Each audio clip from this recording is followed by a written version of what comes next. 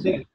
Buenas tardes, ¿cómo están, queridos compañeros, queridas compañeras, queridos auditores y auditoras, seguidores de Nuevo Mundo Patagonia 104.7? También nos pueden escuchar en todo el mundo y sus alrededores a través del www.nuevomundopatagonia.cl. Nos pueden seguir a través de nuestras redes sociales en YouTube. Suscríbase a nuestro canal de YouTube, no le cuesta nada darle allí un me gusta y queda suscrito automáticamente a nuestro canal de YouTube, Patagonia Radio Nuevo Mundo. Y en Facebook, nuestro fanpage de Facebook, Nuevo Mundo Patagonia Radio.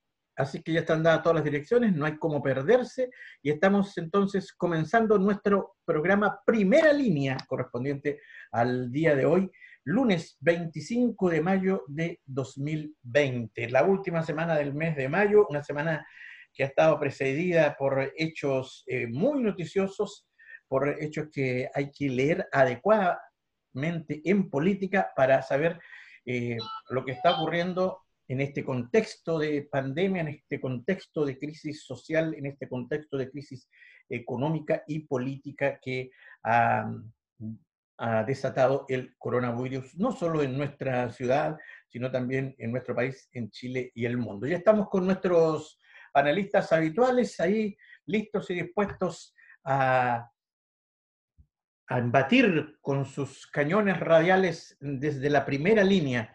Aquí estamos con don Fernando Bamonde. Don Fernando, buenas tardes, bienvenido.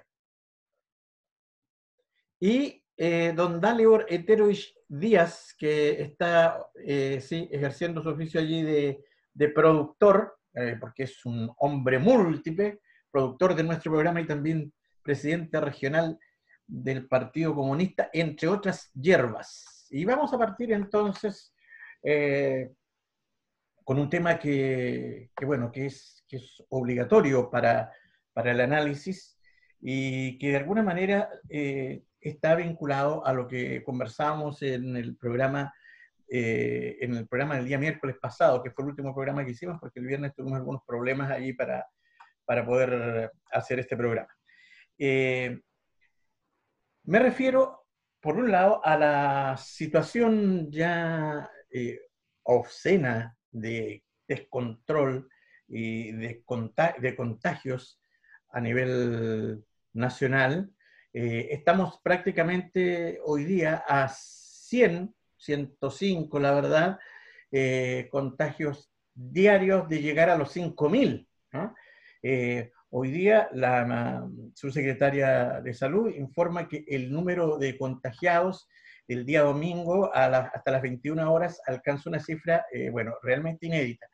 4.895 contagiados.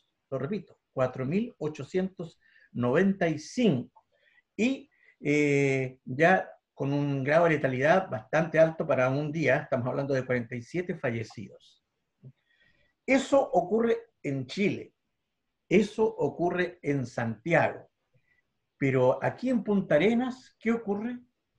Punta Arenas es, hoy por hoy, parece que lo estamos mirando a través del espejo, porque es algo así como el mundo de Alicia en el País de las Maravillas. En Punta Arenas, el coronavirus parece ser una mala experiencia, un mal sueño que quedó atrás. Aquí respiramos normalidad,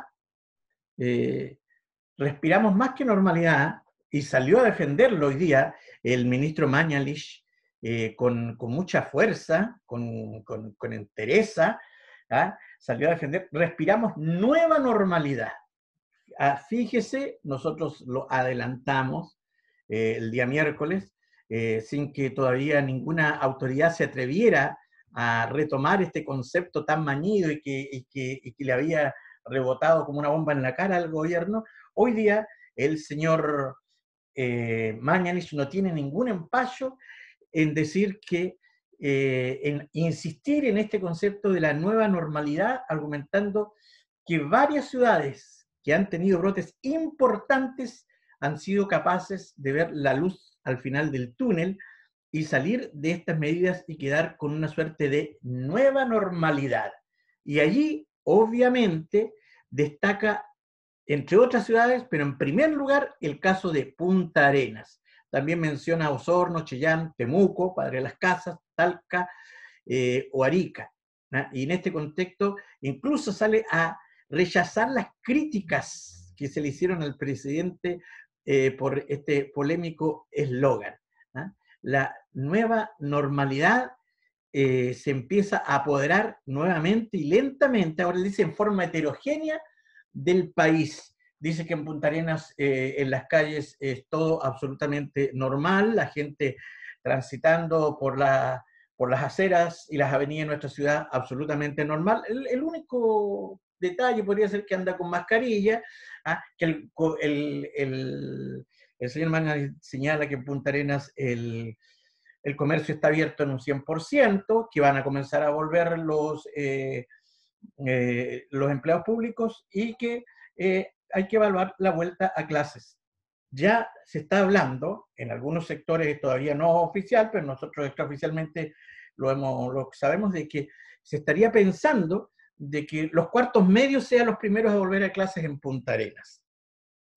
Así que, por un lado tenemos 4.895 casos y por otro lado tenemos nueva normalidad en Punta Arenas. Dale, Terovich. Oficial ahora por el comandante en jefe del área de la salud, que es el señor Mañalich. Decretada la nueva normalidad. Lo escuché hoy día en la mañana, impresionante. La verdad es que uno solo puede hacer un llamado a la comunidad magallánica a ser responsables en estas materias, a cuidarse, a mantener la precaución. Entendemos que tenemos que seguir funcionando en muchos ámbitos porque simplemente este gobierno no nos está apoyando en absolutamente nada. Todas las medidas han sido insuficientes y algunas se han quedado solo en anuncios. Por lo tanto, lo que ocurre hoy día en Magallanes, la necesidad de elaborar, de trabajar, de generar ingresos, es una realidad que tenemos que asumir. Pero los dichos de Mañalich están totalmente alejados de la realidad en términos de que da a entender finalmente que esto ya pasó. Y eso no es así. No es así porque simplemente lo que estamos arriesgando es tener un efecto rebote, podríamos decir, producto de el relajo y el descuido una vez ya transcurrido un par de semanas del término de la cuarentena. No cabe duda que la cuarentena cumplió su rol y ha mantenido bajos niveles de contagio. Pero el COVID en el mundo no ha podido ser controlado tan sencillamente y tan simplemente. Entonces, arriesgar la integridad física de los habitantes de Magallanes simplemente porque el ministro quiere que todo sea normal, porque él dijo incluso que es impensado enfrentar un verano en Magallanes sin turismo y sin cruceros. Entonces, claramente el tema para el gobierno sigue siendo central, es el tema económico, el tema de la economía y de la macroeconomía, y ante eso están disponibles a sacrificar vidas. Por lo tanto, nosotros tenemos que, como magallánicos, tomar los resguardos del caso, mantener las precauciones, no bajar los brazos, no bajar la guardia, porque finalmente el virus está, el virus existe, y si nos preocupamos de las experiencias de otros países que han invertido finalmente gran cantidad de recursos en su sociedad, en las familias, en los trabajadores y trabajadoras, en los sistemas de salud, vemos que esos países efectivamente tienen mejores cifras que Chile, pero producto de un gran esfuerzo económico, social, incluso de carácter solidario de los pueblos. Entonces, nada de eso está hoy día ocurriendo en nuestro país y por lo tanto lo que hace el ministro es ser muy irresponsable a la hora de pretender llamar a la normalidad a los magallánicos en estas circunstancias. Así que creo que lo principal es lo que podemos hacer nosotros hoy día. Claramente no hay ayuda concreta para los cesantes, para las mujeres y hombres sin trabajo. El tema de las cajas es totalmente insuficiente, es totalmente poco práctico. Por lo tanto, creemos que aquí la responsabilidad es enorme y esto va a tener un costo sin duda en la salud de los magallánicos y magallánicas, y los grandes responsables van a ser las autoridades de turno. Muy bien, ya estamos viendo en la pantalla a nuestra invitada especial para el día de hoy, a quien le damos un caluroso abrazo a la distancia, a la compañera diputada de la Federación Regionalista Verde y Social, Alejandra Sepúlveda. Alejandra, bienvenida a nuestro programa, ¿cómo está? Muchas gracias por haberse dado el tiempo de compartir con los magallánicos y magallánicas, con nuestros auditores además, a través de todo el país y del mundo por medio de las redes sociales. ¿Nos escucha? Parece que no nos escucha o quedó ahí pegada. Bueno, mientras resolvemos el tema con nuestra invitada, por lo menos, a ver, aquí aparece que tiene habilitado el micrófono y el video, ¿ah? Pero lamentablemente ahí quedó congelado el cuadro. Vamos a retomar el tema, que igual le vamos a preguntar a la diputada sobre estas declaraciones del ministro Mañalich que comprometen directamente a los habitantes de nuestra ciudad, ¿ah? Porque dice que estamos viviendo una situación de normalidad post brote agudo. En la práctica, dice, se está viviendo una situación de normalidad post brote agudo, perdón, del COVID. Por eso, en la ciudad que mencionó, ya no tienen limitaciones de libertades, ya no tienen cierre de comercio, sí mantienen medidas muy importantes de carácter general, como distanciamiento social, cierre de los cines y discotecas, y que no plantean por el momento abrir. ¿Ah? Y defiende el concepto de nueva normalidad utilizado por el presidente Piñera. Fernando Bamón de Avendaño. Y como bien señalas tú, en las 2 o 3 últimas cuentas que ha hecho el ministro Mañalich, Magallanes y particularmente Punta Arenas ha aparecido como la niña bonita del baile o el niño símbolo de la nueva normalidad. Sin embargo, quedan aún cabos sueltos, muchos, por lo demás, en tanto no saber por qué fue tan explosivo el número de contagios que tuvimos hace cerca de 2 meses atrás, lo cual motivó una prolongada cuarentena de 5 semanas, y tampoco sabemos ahora por qué la cantidad de casos que se están registrando día a día son de una magnitud tan poco significativa en relación a lo que teníamos. Fue efecto de la cuarentena, fue efecto de alguna medida en particular. Entonces, esos son datos que en definitiva no tenemos.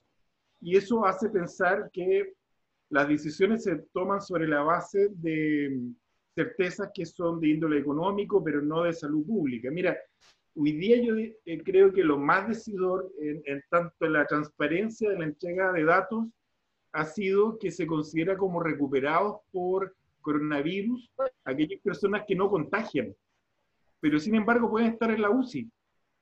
O sea, un muerto tampoco contagia, y se considera, la única salvedad es que no lo consideran como recuperado. Una persona que está hoy día en la UCI de cualquier hospital de Chile, se establece que a través de cierto periodo puede estar de gravedad, no es una persona que pueda contagiar y ya se le considera con ese criterio como recuperado. Entonces, las cifras son alarmantes porque cada día aparecen más datos que transparentan esta cuenta diaria que hace el ministro y los 2 subsecretarios, y en realidad lo único que hacen es, en definitiva, además de presentar cifras, de hablar de su excelentísima personalidad de Sebastián Piñera, es decir, hablan con una reverencia del presidente Piñera o de Sebastián Piñera como si fuera un mesías salvador de la patria en situaciones del contexto que estamos viviendo. Entonces, nos genera una incertidumbre mayor, y esto puede derivar en cualquier cosa, particularmente en Magallanes, que pueden estar haciéndose los preparativos para una nueva normalidad, pero atención, sabemos lo que es el invierno, sabemos lo que es el clima en nuestra región, y hay que tomarlo como una variante importante, una variable importante, el tema climático, para lo que va a suceder en las próximas semanas en nuestra región. Claro, sin ir más lejos, ya llevamos prácticamente 4 días de lluvia ininterrumpida, lo que eleva los niveles de la humedad ambiental a prácticamente un 100%, y eso es, por supuesto, un elemento muy fundamental para lo que son las enfermedades respiratorias en esta época, ¿ah? Y nosotros sabemos que la forma que adquiere precisamente este virus es eso, una enfermedad de carácter respiratorio agudo.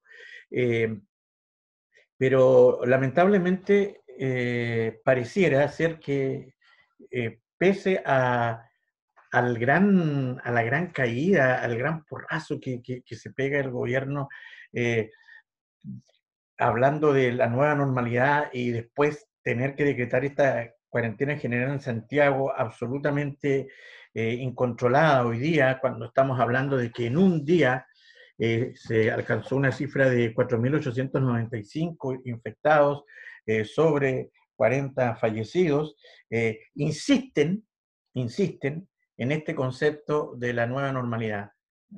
Insisten en este expediente de la nueva normalidad, ahora por supuesto no aplicado a Santiago, pero lo tratan de aplicar en regiones donde, según ellos, este tema ya pasó. Ahora, hay que estar atentos a lo que realmente ocurra. La verdad es que es muy importante aquí que las organizaciones sociales también y las organizaciones políticas y las instituciones se definan sobre esta situación. O sea, aquí nosotros no podemos esperar que, o sea, en Santiago, el señor Mañalich da la orden que en Punta Arenas se decreta la nueva normalidad. Y aquí las autoridades locales lo único que tienen que hacer es una genuflexión y decir, vamos abriendo todas las reparticiones públicas, vamos abriendo los colegios, porque aquí el señor Mañalich y el señor Piñera decretaron nueva normalidad en Magallanes, aunque ellos no son capaces de controlar el desastre que tienen en Santiago. ¿Ah? Y recordemos que cuando se intentó imponer este concepto de la nueva normalidad y de llevar a los trabajadores del área pública en Santiago, fue la CUT, fue la NEF, quienes se opusieron tenazmente y finalmente hicieron que retroceda la medida. De igual forma, por ejemplo, los profesores se opusieron tenazmente, las organizaciones de apoderados, los jóvenes de la CONES, de la FECES, a que no se les ocurriera a las autoridades llamar a los estudiantes a volver a clases. Y lo que yo digo, ¿qué pasa acá en Magallanes, Dalibor? ¿Qué pasa con las organizaciones sociales? ¿Qué pasa con la NEF en Magallanes? ¿Qué pasa con los sindicatos? ¿Qué pasa con, con las instituciones, con las seremías, con el gobernador, con el alcalde, con el intendente? Porque hoy día, desde Santiago, el señor Mañalich decreta que Punta Arenas está en nueva normalidad. ¿Y qué pasa? ¿Cuál es la respuesta de los magallánicos del puntarenenses frente a esto? Yo creo que eso es algo que habrá que ver en los próximos días, ¿no? Entendiendo que hoy día el ministro hace las declaraciones que hace. Sin embargo, pero nosotros veníamos alertando de esto ya de la semana pasada. Sin duda, sin duda. Se veía en el ambiente ya esta suerte de intención, ¿cierto?, de normalizar algunas regiones y en particular la nuestra. Pero es claro que aquí en la región hay cosas que podemos hacer y que podemos resolver localmente. Y eso no ha estado ocurriendo. Hoy día ya llevamos gran cantidad de semanas sin que los jóvenes puedan asistir a clases, y hasta el día de hoy aparecen apoderados manifestando que no reciben tareas, que no reciben trabajos porque finalmente no tienen acceso a Internet. Entonces, ese es un ejemplo de la incapacidad del gobierno regional de resolver problemas específicos, concretos, que no tienen absolutamente nada que ver con Mañalich ni con Piñera, sino que tienen que ver también con la capacidad de gestión de todo un gabinete regional, que ha sido sin duda, incluso a decir de la propios actores de la derecha, uno de los peores, si no el peor gabinete de la historia desde la década del 90. Entonces, hoy día, ese mismo pésimo gabinete, estos intendentes que pasan inadvertidos prácticamente, si no es por los escándalos políticos internos, no han sido capaces ni de convocar a la comunidad ni a los organismos sociales, a las fuerzas sociales de la región para ser parte de un proceso solidario de trabajo, de resolución de problemas. No han sido capaces de invitar a los que saben de distintas materias. Y eso ha hecho que o nos dedicamos a criticar y a protestar, o nos quedamos callados, digamos, pero no hay un espacio para el aporte. Creo que las declaraciones de Magallanes van a generar una reacción sin duda en la comunidad magallánica, porque finalmente todos entendemos que aquí hay un problema social profundo que no está visible, que está al interior de los hogares. Se multiplican las organizaciones, las agrupaciones que generan ayuda social, cajas con víveres, y si no es por esa acción de personas naturales y de agrupaciones de manera individual, digamos, el Estado está absolutamente ausente. El rol del municipio ha sido penoso y del Consejo Municipal. Tú lo decías el otro día claramente, un solo ejemplo, áreas verdes. Los adultos mayores trabajando en las calles, contratados por un mandante que es el municipio. Entonces, ese tipo de cosas tú ves que no tienen que ver necesariamente con lo que se diga o no se diga en Santiago, tiene que ver con la capacidad que tenemos en la región de ordenar nuestra región, de resolver problemas que son propios nuestros, y eso, nada de eso ha estado. Entonces da la impresión de que se sigue acumulando la presión para generar malestar, protesta, para generar finalmente descontento. Y por otro lado, ves que el gran tema de la derecha hoy día es si cambian o no cambian al intendente, porque eso tiene mucho que ver con la carrera senatorial del alcalde y con los próximos candidatos de la derecha a distintos cargos. Entonces, todo esto finalmente conspira para que volvamos a tener un rebrote del COVID, se profundicen los problemas en materia social y económica, y sigan pagando el pato los trabajadores y trabajadoras de Magallanes. ¿Sabes tú qué me preocupa, Dalibor, Fernando? Sin duda nosotros de acá, desde estos micrófonos, no podemos cambiar el mundo ni la realidad, pero es importante el rol que debieran cumplir las organizaciones sociales, los partidos políticos, los dirigentes, de no hacer lo que hace este gobierno, de andar detrás del virus, ¿cierto? Como se ha dicho acá, sino que adelantarse los hechos.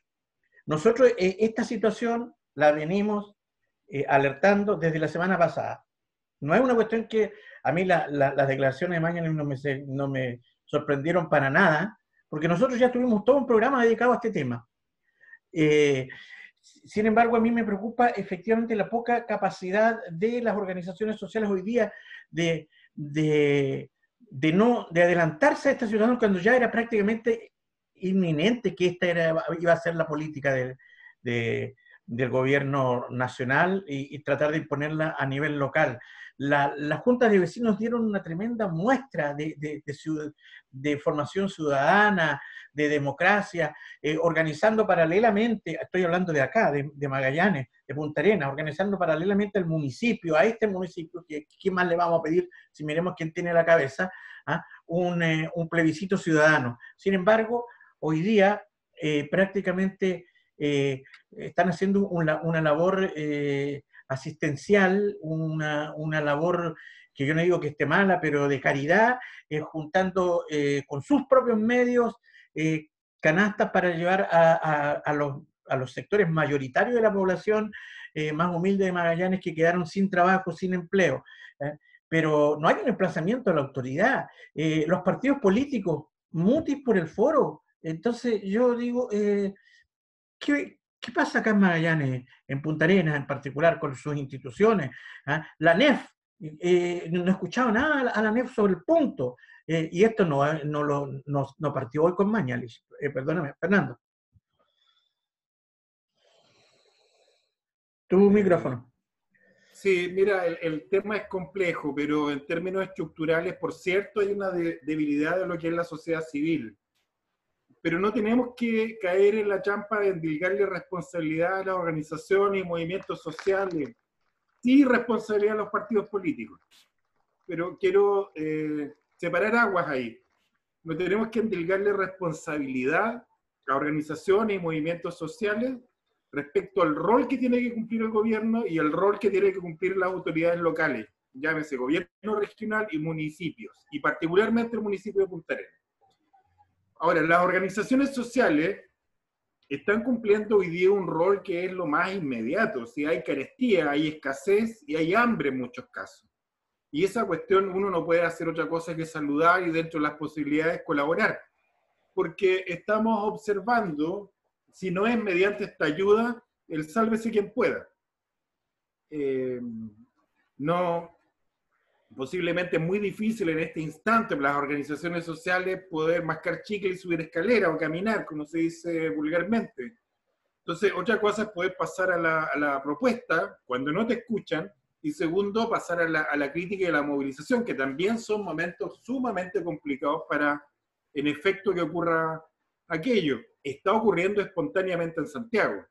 Y digo espontáneamente, lo cual ha significado también el recrudecimiento del discurso represivo del gobierno y, en efecto, la represión de Carabineros.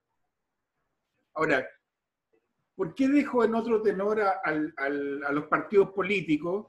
Porque tienen otro rol, porque se supone que está acá en juego no solamente una disputa del poder por el poder, sino el rol de una oposición.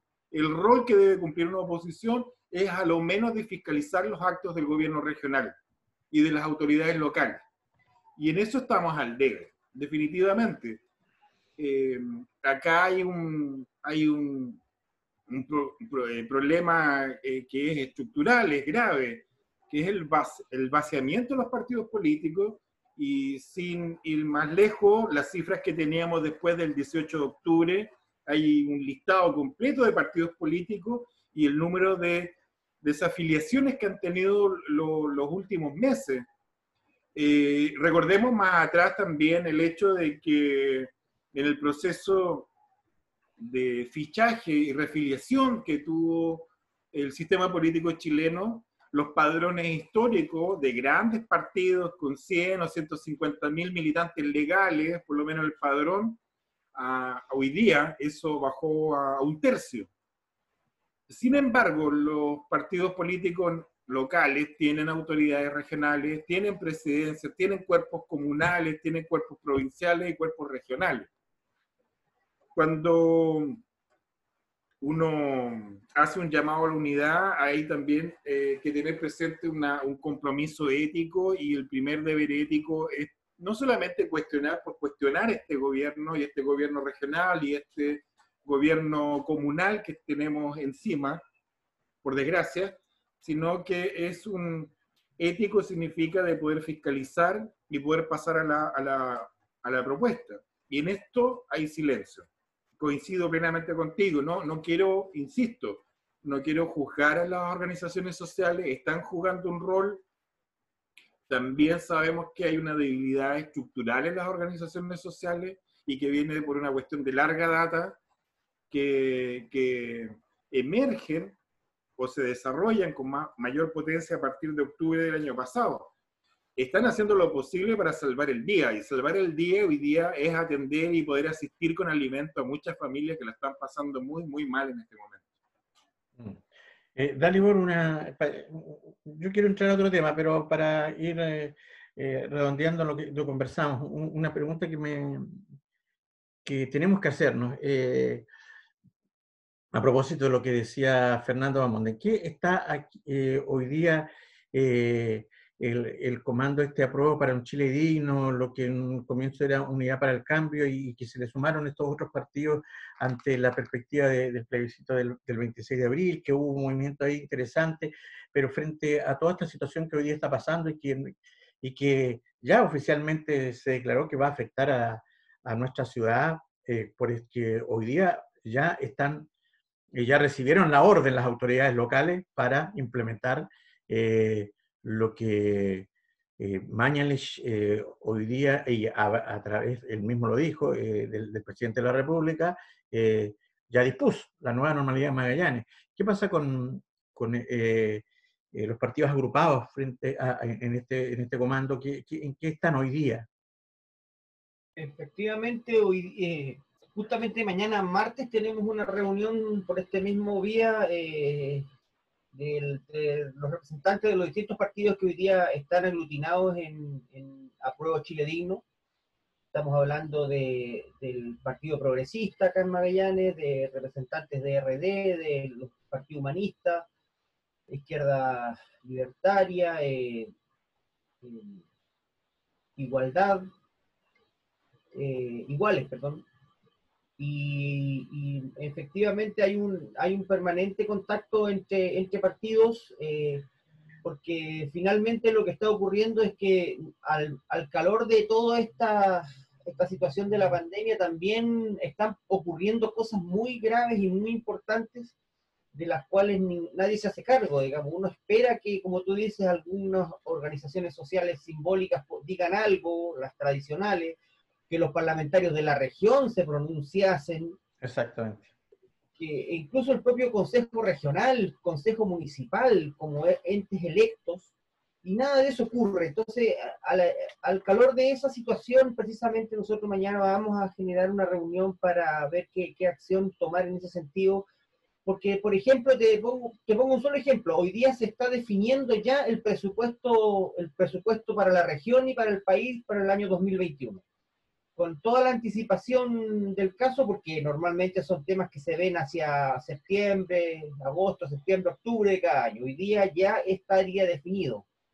Se habla de un presupuesto base cero, un presupuesto que parte de cero, que no reconoce en el fondo los arrastres, que no acepta nuevas inversiones, nuevos proyectos, nuevas evaluaciones. Se está hablando de un presupuesto que muy estrecho para el año 2021, y si entendemos que en Magallanes la cosa funciona gracias a la inversión pública, lo que podemos esperar es un año 2021 muy deprimido, sin proyectos importantes, y no tenemos certeza de aquello porque la información no ha sido clara, no ha sido transparente, como digo. Entonces hay que empezar a preguntarse cosas y a preguntarle a la autoridad qué es lo que va a ocurrir con Magallanes, no solo en lo que resta de este año, sino que hacia el 2021 y 2022, porque este gobierno finalmente tiene en sus manos el futuro y el bienestar de los ciudadanos de Magallanes. Y como uno ve las cosas, a raíz de esta tremenda crisis sanitaria y social y económica que vive Santiago y el Gran Santiago, vemos que las regiones van a ser absolutamente postergadas, y eso genera entonces que se proyecte incluso temas como la cesantía para el próximo periodo. Por lo tanto, aquí va a haber que empezar, como bien dices tú, a hacer consultas, a hacer preguntas, a levantar la voz, y si es necesario llamar a movilizaciones, porque este gobierno no entiende de otra manera. Hay que emplazar a las autoridades locales de todas maneras, porque algo tienen que decir al respecto. Bien, tú decías, Dalibor, en parte del comentario de la vuelta anterior, mencionabas un poco el tema de lo que está ocurriendo en los colegios, no solo acá, sino que a nivel nacional también. Cuando se habla de nueva normalidad, hay dos pilares. Uno de ellos porque sabemos que al final la empresa privada actúa por sí sola, el comercio actúa por sí mismo, por sí para sí. Pero el gobierno tiene sí tutela sobre los empleados públicos, y lo más probable, lo hemos dicho, si ya está decretada la nueva normalidad en Punta Arenas, que comience la presión para la vuelta al trabajo, de todos los servicios públicos, de los tribunales de justicia, es decir, en definitiva de todas las reparticiones que dependen del Estado, y también que se comience a hablar, que es el otro pilar de la famosa nueva normalidad, del retorno a clase. Y en ese sentido aquí nosotros decíamos, efectivamente, yo comparto hasta por ahí lo que dice, yo creo que el tema de la Junta de Vecinos también, pero hay organizaciones que tienen responsabilidad. La NEF tiene algo que decir acá. Yo creo que no se puede quedar callada. ¿Ah? El Colegio de Profesores tiene algo que decir. Aquí el gobierno ha insistido en dos pilares básicos de tratar de imponer lo que le hemos llamado el expediente de la nueva normalidad a nivel nacional en el ministerio. Uno, el CIMSE se mantiene, ¿ah? El CIMSE se va a aplicar, y que tenga un carácter, como ellos dicen, de diagnóstico, no le quita el hecho de que va a ser una prueba estandarizada, que los resultados van a ponerse sobre la mesa y va a existir la famosa competencia entre colegios, que se va a tensionar a los colegios. Yo no sé en qué condiciones están pensando aplicar un CIMSE, pero el ministro Figueroa insiste en que el CIMSE se va a aplicar con un carácter diagnóstico.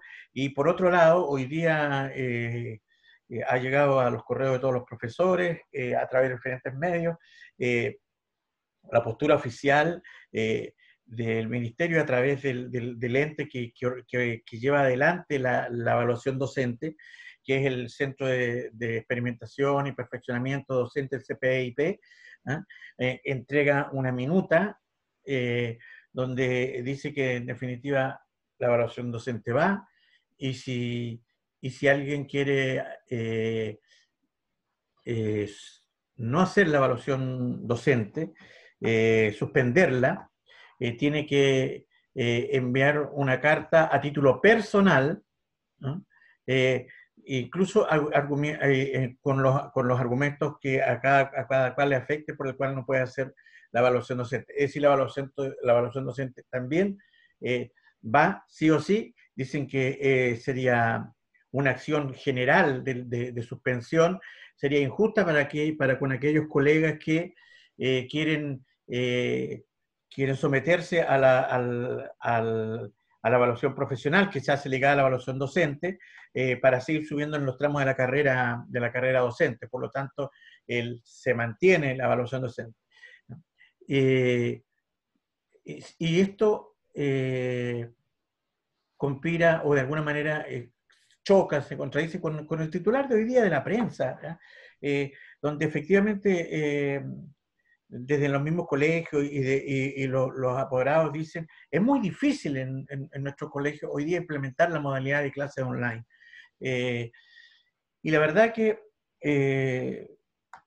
nosotros lo vemos como profesionales de la educación, que trabajamos en el área municipal, que efectivamente, claro, por un lado uno puede ver que no es lo mismo la realidad de la conectividad en un colegio particular subvencionado, que lo que ocurre en un colegio municipal, donde la conectividad se reduce al celular.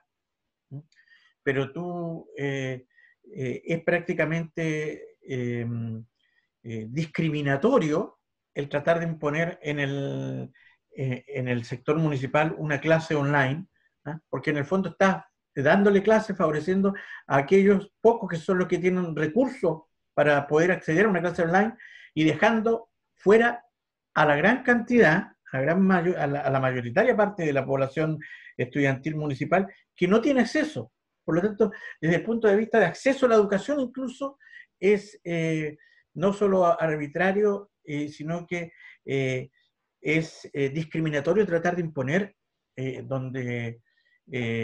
en familias donde compran bolsas de datos, donde tienen... Nosotros hicimos en mi colegio una encuesta, y la verdad que salió que el 13% tiene solo internet ilimitado. El 7% tienen más de un computador en la casa. Y esa es la realidad, y con eso pretender instalar esta normalidad de hacer clase no tiene ningún sentido. Entonces, tú como profe y también como trabajador del área de educación, Fernando, ¿cómo ves este tema de la nueva normalidad acá en Magallanes, en el área de educación? Mira, hay un elemento grueso también ahí, y quiero siempre derivarlo al tema mayor y que nos debe convocar para octubre, que es el cambio de esta constitución, porque mucha gente no lo entiende, que no está ligada al ámbito de la educación. Cualquier persona que vive en un país vecino, incluso un extranjero, cuando uno le explica cómo funciona el sistema escolar chileno, no lo entiende, en especial cuando hablamos de educación pública.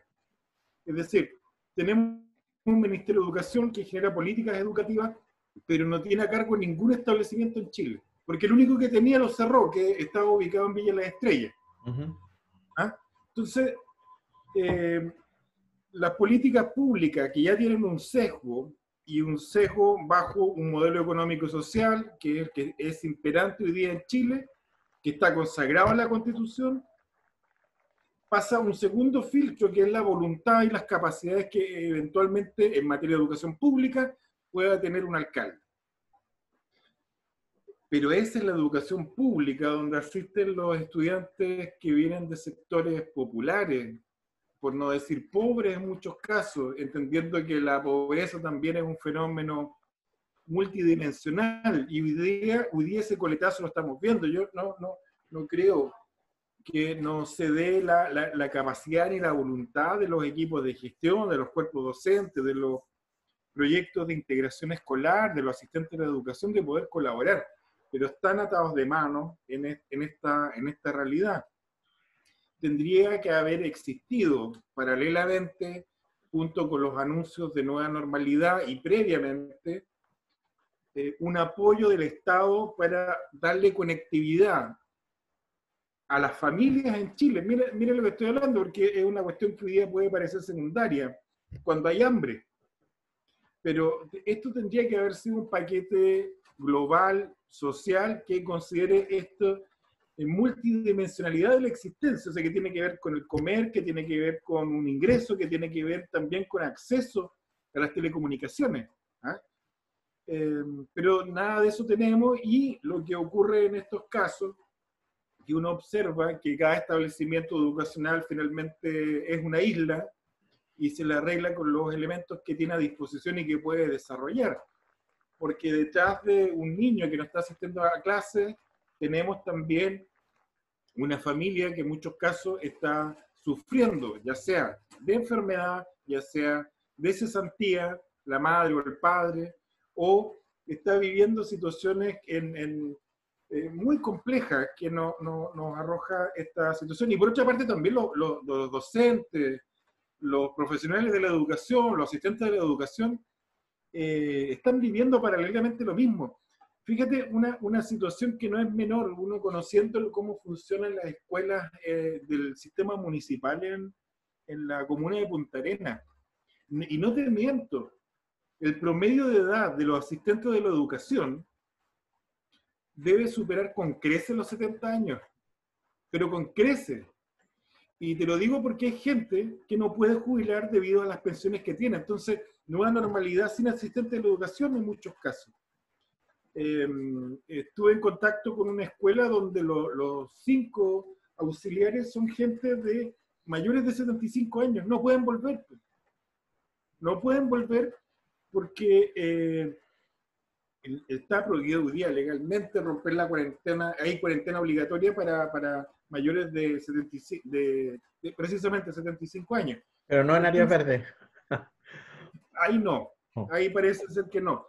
Entonces, este es un fenómeno muy complejo y que necesita la participación de los distintos actores, reconocer la realidad psicosocial que vive cada uno de los estudiantes de nuestros establecimientos educacionales públicos, hoy día todavía municipales, y sobre esa base podemos empezar a hablar de enseñanza. O sea, si no tenemos en consideración los elementos psicosociales, psicoemocionales que está viviendo ese estudiante y su familia, y su grupo familiar, porque acá como estudiantes no están aislados, viven en un contexto social, económico, político, si se quiere, que también hay que atender. Sin eso, Si el niño no tiene para comer en la casa, o sea, ¿qué le vamos a estar pidiendo que aprenda, que dé pruebas estandarizadas y al mismo tiempo velar por los docentes y por los trabajadores del área de la educación? Hoy día, claro, eventualmente podemos encontrar que el sostenedor, que finalmente va a decir así o no a la solicitud de no realizar la evaluación docente, pero estamos sometidos a la voluntad de un tercero.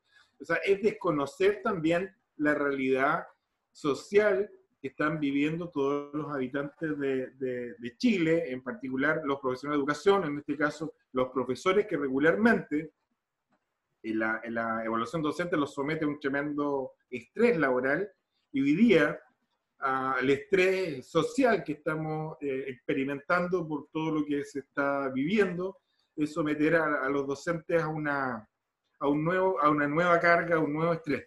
Ahí coincido contigo, Claudio, es decir, el rol del colegio de profesores tendría que ser un rol activo.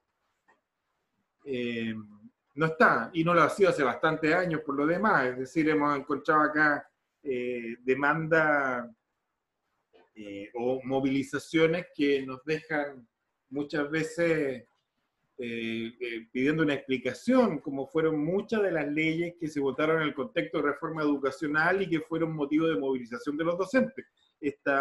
La carrera docente, como fue la ley de inclusión escolar, etcétera. Entonces, hay un rol más activo de las organizaciones formales. No estoy hablando de movimientos sociales, estoy hablando de organizaciones formales, llámese ANEF, llámese colegio de profesores, que tienen que estar presentes en la discusión. Y si no son atendidos para generar la propuesta, bueno, tienen los dirigentes que se supone que son personas idóneas para hacer notar su voz y expresarse y por lo menos dar una señal y de reunirse con la autoridad de la cartera de educación, que para eso están. Entonces, y frente a la autoridad de educación, decir, bueno, acá se bajan las políticas tal cual se las señalan desde el ministerio a nivel central, no hay ningún apego a la realidad local, ni un conocimiento que parta de un diagnóstico, de un catastro de lo que estaba ocurriendo en efecto en materia psicosocial y psicoemocional de los estudiantes y qué estaba ocurriendo en cada una de las comunidades educativas. Ese es un punto central para poder tomar decisiones en materia educacional. Ahora, se está sometiendo también a los establecimientos a través de la subvención escolar preferencial, tomar los recaudos en compra de insumos para, comillas, esta nueva realidad. Es decir, planes de mejoramiento educativo que son financiados por el Estado, pero muchas veces chocan con la voluntad del sostenedor de poder entregar esos recursos. Hay establecimientos que no tienen subvención escolar preferencial, como son los establecimientos que corresponden a educación de adultos. Educación de jóvenes y adultos. En fin, entonces, eso deberían ser recursos que provienen del Ministerio de Educación y por ende del Estado, o por ende también del municipio, que debería estar preocupado de que se cumplan los recuerdos mínimos. Ahora, fecha no tenemos, pero se está instalando esta idea de artificialmente crear esta nueva normalidad. Y lo que va a ocurrir finalmente, va a haber un colapso, ahora no digo de hospitales, ni de camas, ni de clínicas, porque vamos a volver, pero los estudiantes no van a volver.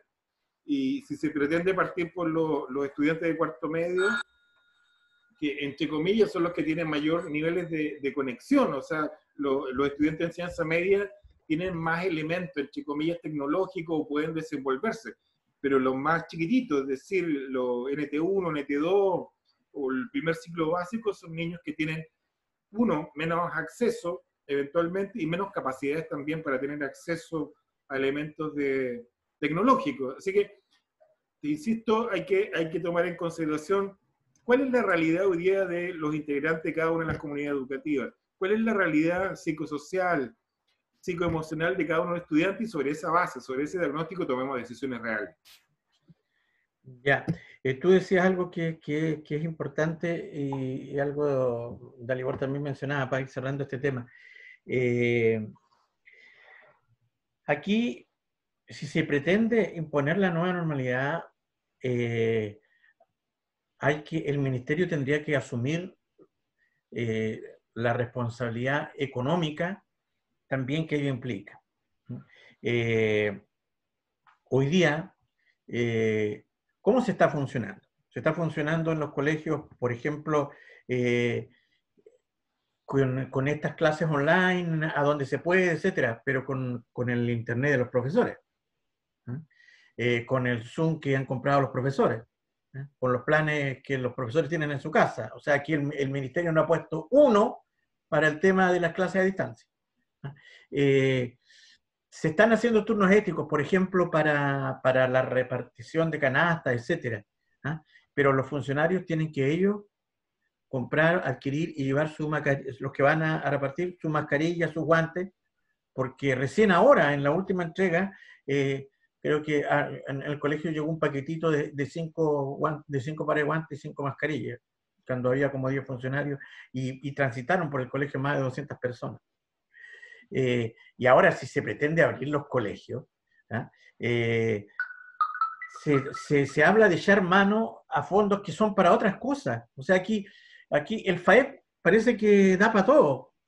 Sin embargo, aquí el señor alcalde dice, bueno, con plata FAEP, fondo de apoyo a la educación pública, pero se hace loco con el tema del traspaso. Pero venga para el FAEP para que lo ocupemos a destajo en lo que sea. Luego, tú bien hablabas, la ley de la SEP, de la subvención especial preferencial, está bien determinada y no por ningún lado da para hacer acciones que sea para comprar mascarillas, alcohol gel y guantes. Pero sin embargo, hoy día se determinó que en todos los colegios tiene que hacerse una acción, y la superintendencia, que quien controla esto, dice en definitiva, mire, hagamos lo siguiente, que el Ministerio de Educación va a poner el alcohol gel y los termómetros, y que los colegios dispongan de las mascarillas y de los guantes. ¿Y por qué no lo hacemos al revés mejor? Porque si al final en alcohol gel y termómetro es muy poco lo que se va a ir, sin embargo, en mascarilla y guantes es mucha la plata, porque si nosotros estamos hablando incluso que la mascarilla, si hoy día nosotros tuvimos turno de personas desde las 8 de la mañana a las 5 de la tarde, por lo menos 3 mascarillas tendrían que haber usado, pero las mascarillas no duran más de 3 horas, y si más encima pretendemos trabajar con alumnos, o sea, no hay por dónde. Entonces, aquí el gobierno propone y arréglensela como sea, o sea, ¿de dónde va cómo se va a financiar una eventual vuelta a clases, aunque sea a un solo nivel de los cuartos medios acá? Dale, ahorita sobre este tema para terminar y nos queda los últimos minutos para hablar de las cajas, porque hay que hablar de las cajas. Mira, para cerrar este tema, yo creo que es propicio también volver un poco hacia atrás a lo que ustedes planteaban, digamos, un poco Fernando, por un lado, dice, claro, no hay que responsabilizar a organizaciones sociales ni a las personas, y tú, por otro lado, planteas que sí tienen mucho que decir algunas organizaciones sociales.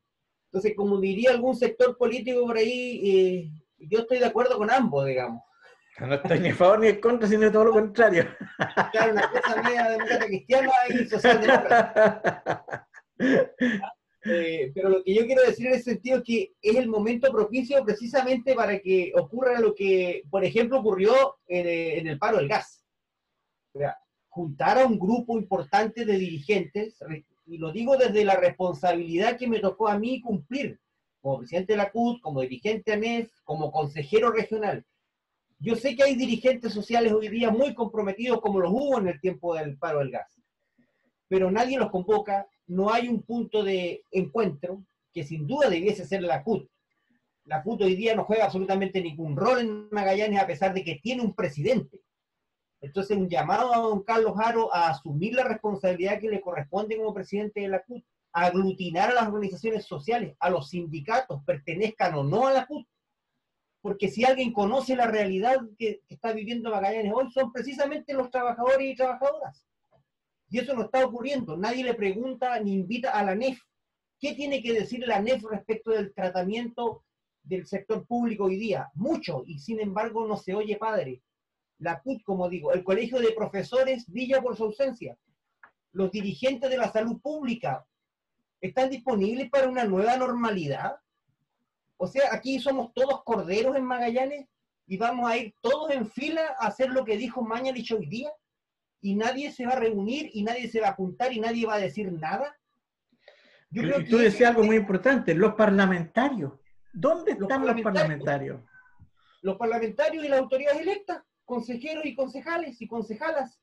Entonces, quien jugó ese rol en un momento dado en Magallanes, y por eso ponía el ejemplo del paro del gas, fue la CUT, que me tocó presidir en ese instante. Y cuando uno eso lo hace con responsabilidad y con trabajo, funciona, porque hay otros dirigentes que entienden su rol también. Pero nadie lo está cumpliendo hoy día. Entonces, yo creo que a través de este medio tenemos que hacer esa invitación. Lo que no se hizo, no se hizo. Pero hay un instante hoy importante. Vamos a volver a una nueva normalidad como corderos sin decir nada, o primero vamos a juntarnos las organizaciones sociales y políticas para plantearnos algunas inquietudes. Creo que es una consulta, una pregunta que queda abierta ahí. Bien, nos quedan los últimos minutos finales para conocer su opinión efectivamente sobre la táctica o la estrategia cajas. ¿Ah? Don Fernando Bamonte siempre habla que tiene un amigo que habla de los puntos de inflexión. Y el día 18 de este mes de mayo, día lunes, yo creo que cuando ya vayamos haciendo un poco el recuento, la historia, el análisis más calmado de lo que ha sido esta tremenda crisis social, económica y política, que fue precedida además por el estallido, y que yo creo que va a estar no solo precedida, sino que le va a seguir un nuevo estallido, para quedar ahí entre estallidos, o como se le llama en el levantamiento popular. ¿Qué va a ocurrir? El día 18 de mayo, que se antecedió por un discurso del presidente de la República, que podría ser uno más, todos los días habla, ¿ah? Pero allí dijo, nosotros hemos resuelto entregar más de 2.700.000 canastas, ¿ah? para fundamentalmente el Gran Santiago, para cubrir no solo a los sectores más deprivados, sino que también a la gran clase media, a todos. 70% de cobertura, las famosas canastas. Y terminó el discurso.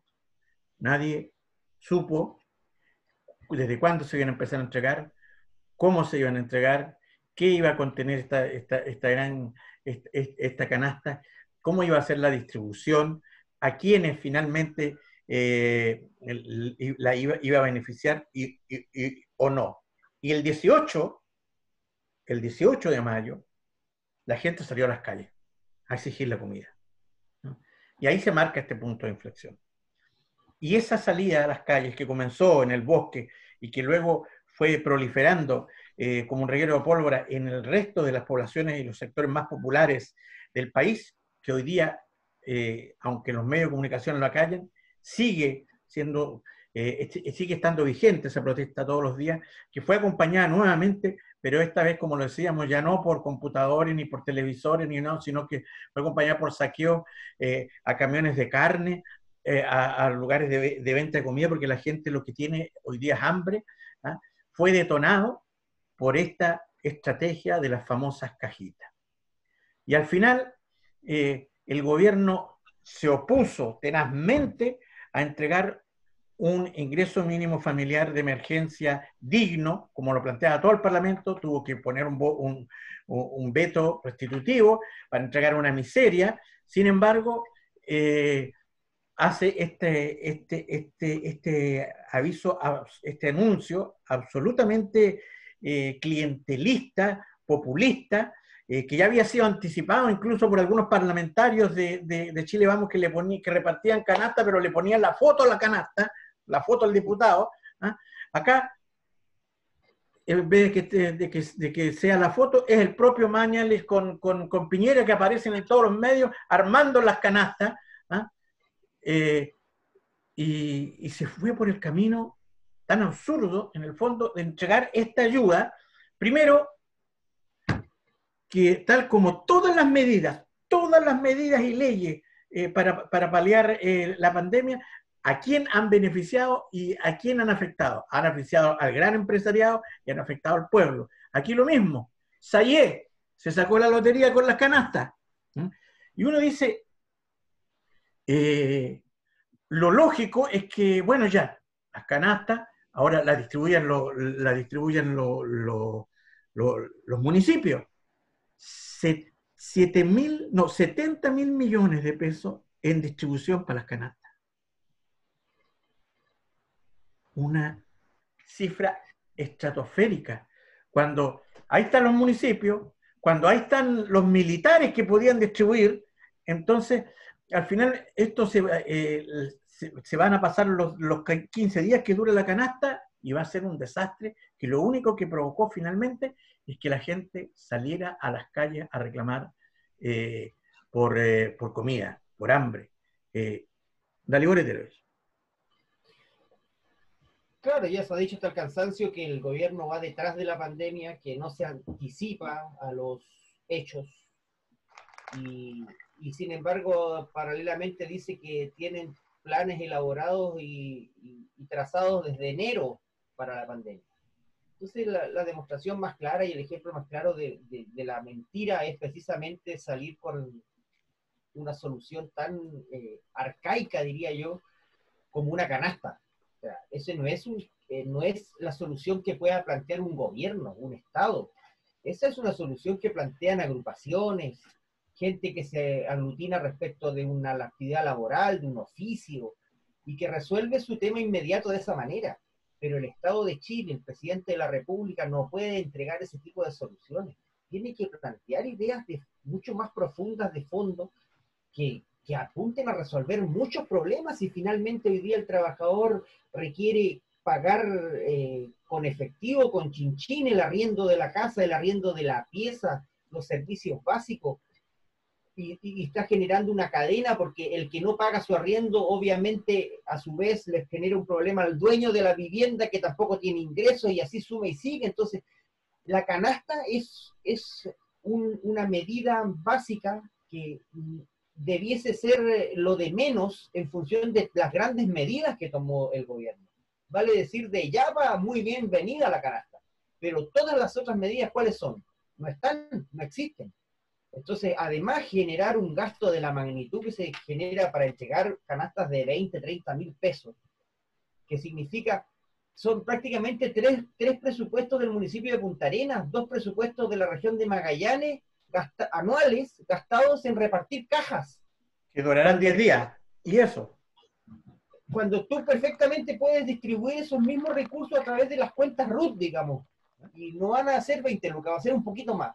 Entonces, esto todo tiene un trasfondo, todo tiene su qué, porque finalmente lo que importa es que algún carepalo salga con la caja entregándola y sacándose la foto, y se vea que el gobierno regional y los municipios estén entregando cajas. Que el Grupo Sayé sea el proveedor de las canastas. Al proveedor es el mismo de siempre. ¿Para qué vamos a ponernos a investigar quiénes son los que hacen el transporte y el flete y todo lo demás?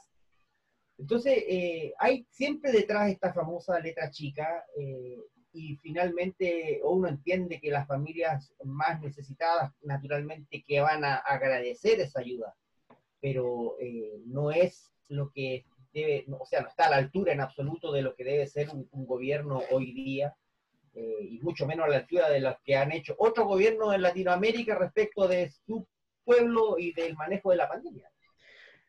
Bien, estamos cerrando el programa. Sobre el punto, Fernando, este tema de la canasta es gráfico el dicho popular de que es pan para hoy y hambre para mañana, porque la canasta nos la va a estar entregando durante esta crisis, va a durar 2 o 3 años, nos la va a sostener durante 2 o 3 años. ¿Ah? La canasta se consume muy rápidamente como un fósforo, y además que, claro, tenía letra chica, no era nada el 70%, era 70 del 40. Al final nos enteramos. Fernando, vamos a cerrar. No, mira, yo primero coincidir con el emplazamiento que hace Dalibor en su interpretación anterior, pero quiero dejar claro el punto. Pero si él dijo que no estaba ni a favor ni en contra, sino todo lo contrario, así que no se preocupe. Yo lo que quería decir es que las organizaciones sociales no hay que endilgarle el rol que tiene el gobierno y la institucionalidad. Y segundo, también que el esfuerzo solidario que hace con mucho voluntarismo algunos movimientos sociales por también proveer de alimentación a familias también es una cuestión que tiene que rescatarse.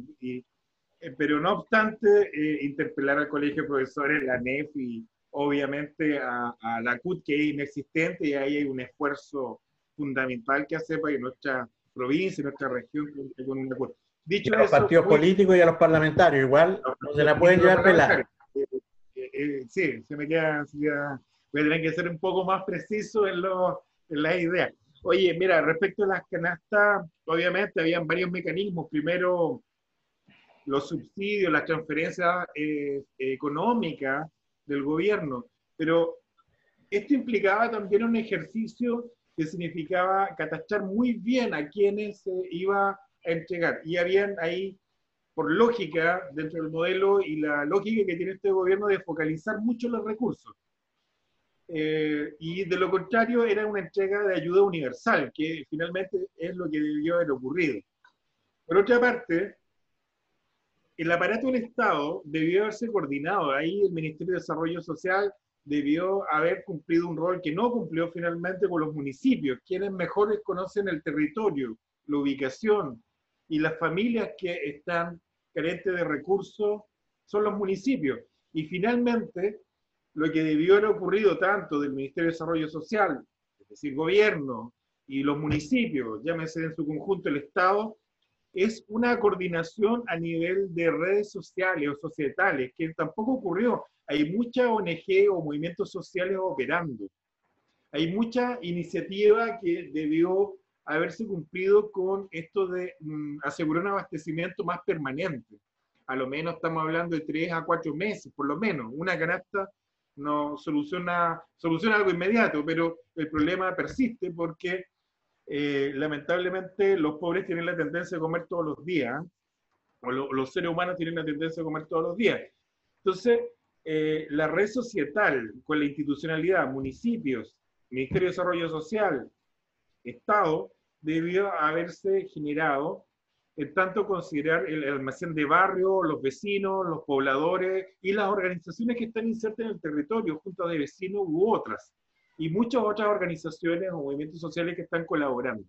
Nada de eso, porque aquí se cumple una máxima de concepto social que tiene la derecha, y es una frase de Margaret Thatcher, que la sociedad no existe, existen los individuos, y los individuos hacen negocios, y es lo que hace este gobierno. Porque los procesos de licitación, de compra y de distribución del alimento es un pingüe negocio para los de siempre. Muy bien.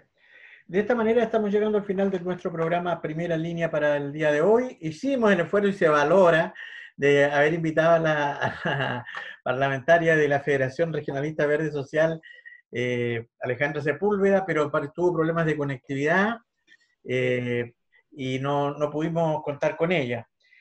Agradecemos de todas maneras la intención, porque se demostró, estuvo ahí en las pantallas incluso, y no pudimos nunca poder conversar con ella. A nuestros panelistas, como siempre, agradecerles también, y a nuestros auditores, a la gente que nos ve a través y nos sigue a través de las redes sociales, que es mucha más de la que uno piensa. Muy agradecidos, y nosotros nos vamos a reencontrar entonces ya el próximo miércoles 27 con una nueva edición de nuestro programa Primera Línea. Muchas gracias y buenas tardes.